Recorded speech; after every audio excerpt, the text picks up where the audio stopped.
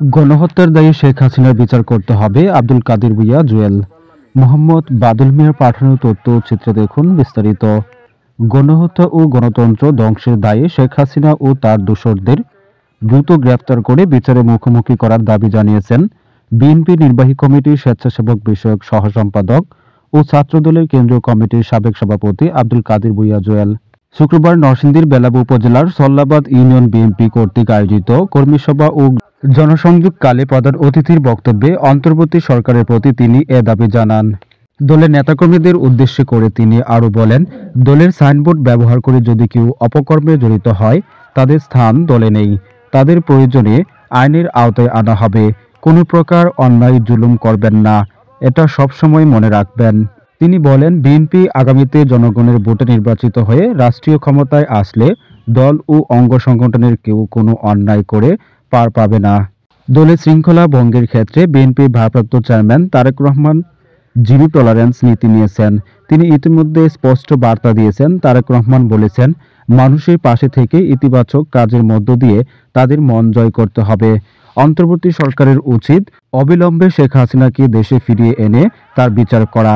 বেলাব উপজেলার বিএনপির সহ সাংগঠনিক সম্পাদক মোহাম্মদ হারুন অর রশিদের সভাপতিত্বে এবং বেলাব উপজেলা কৃষক দলের সিনিয়র যুগ্ম আহ্বায়ক জামাল উদ্দিন মেম্বারের সঞ্চালনায় বিশেষ অতিথি হিসেবে উপস্থিত ছিলেন ঢাকা বিশ্ববিদ্যালয়ের ছাত্রদলের সাবেক সভাপতি আল মেহেদী তালুকদার, স্বেচ্ছাসেবক দলের সাবেক সদস্য এস এম শৈবাল হোসেন, বেলাবু উপজেলা বিএনপির সাবেক সাংগঠনিক সম্পাদক মোহাম্মদ শাহজাহান মিয়া, উপজেলা বিএনপির যুগ্ম আহ্বায়ক মোহাম্মদ জাকির হোসেন, নরসিংদী জেলা যুবদলের সহ সাংগঠনিক সম্পাদক বিল্লার হোসেন, উপজেলা স্বেচ্ছাসেবক দলের আহ্বায়ক মোহাম্মদ কায়েস মিয়া, উপজেলা কৃষক দলের আহ্বায়ক মোহাম্মদ সোহরাব হোসেন টিটু, উপজেলা স্বেচ্ছাসেবক দলের সদস্য সচিব জহুরুল ইসলাম সবুজ, উপজেলা কৃষক দলের সদস্য সচিব মোস্তফা মিয়া, নরসিংদী জেলা ছাত্রদলের সাবেক সদস্য মোবারক হোসেন, বেলাব উপজেলা ছাত্রদল নেতা পাপন হাসান সহ উপজেলা বিএনপি ও অঙ্গ সংগঠনের নেতৃবৃন্দ।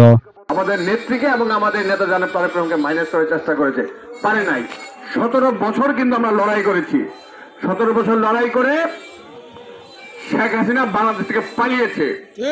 আমরা বলতে চাই, এই শেখ হাসিনা ফ্যাসিস্ট খুনি শেখ হাসিনাকে বাংলাদেশে এনে বিচারের মাধ্যমে শেখ হাসিনার ফাঁসি নিশ্চিত করতে হবে।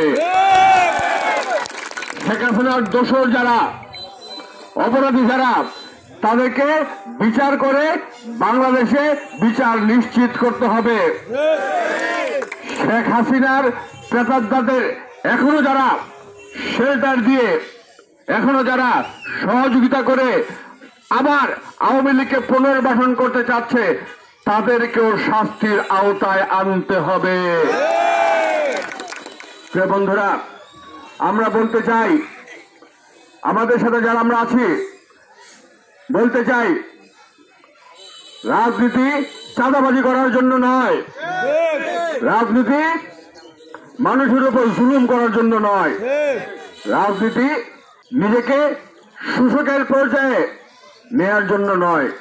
মনে রাখবেন, কেউ যদি, সে আমাদের দলের হোক, যেই হোক, আমি এই জায়গায় বলে যাচ্ছি, সাংবাদিক ভাইরা আছেন, কেউ যদি দলের নাম ভাঙিয়ে বা দলকে ব্যবহার করে কোন ধরনের অন্যায় অনিয়মের সাথে জড়িত হয়, আমাদের নেতার স্পষ্ট নির্দেশনা, তাকে প্রয়োজনে ধরে আইন শৃঙ্খলা বাহিনীর কাছে দিয়ে দিতে হবে।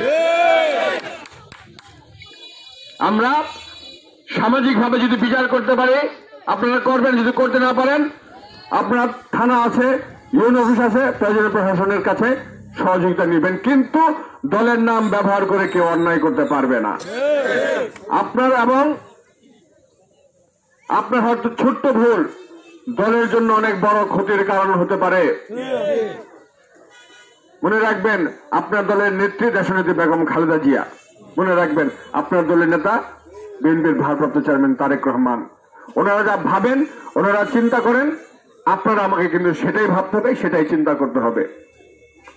রাজনীতি টাকা কামানোর বিষয় না, রাজনীতি মানুষের উপর জুলুম নির্যাতনের বিষয় না, রাজনীতি মানুষের জমি দখল করার বিষয় না, হাটে বাজারে চাঁদাবাজি করার বিষয় না, বালু কেটে, রাতের অন্ধকারে বালু কেটে মানুষের জমি দখল করার বিষয় না রাজনীতি।